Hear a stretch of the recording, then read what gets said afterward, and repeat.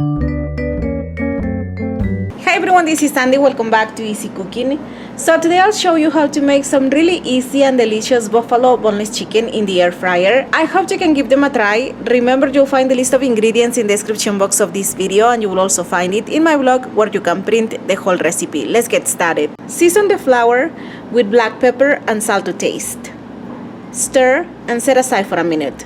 Now we're going to place the eggs in a bowl, season them with black pepper and salt to taste, and also add a splash of buffalo sauce. Stir well until everything is well combined and the eggs are well beaten, and then set aside.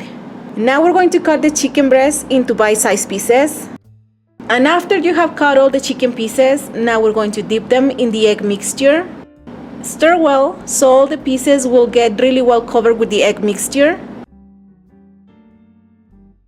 And then we're going to transfer the chicken pieces to the flour mixture. Now cover the chicken pieces with the flour on all sides. Tap them a little bit to remove the excess flour and then set them aside. Just keep on repeating this step until you have all the chicken covered with the flour. Over here I have the chicken ready. Now I'm going to spray it with a little bit of cooking spray. The cooking spray will help the chicken get nice and golden brown, but this step is optional. You can skip it if you want to. Now we're going to cook the boneless chicken in the air fryer for about 15 minutes at 380 degrees Fahrenheit. So while the chicken is cooking, now we're going to make the sauce. In a saucepan, we're going to heat up the butter with the buffalo sauce, and we're going to heat it until it boils on low heat.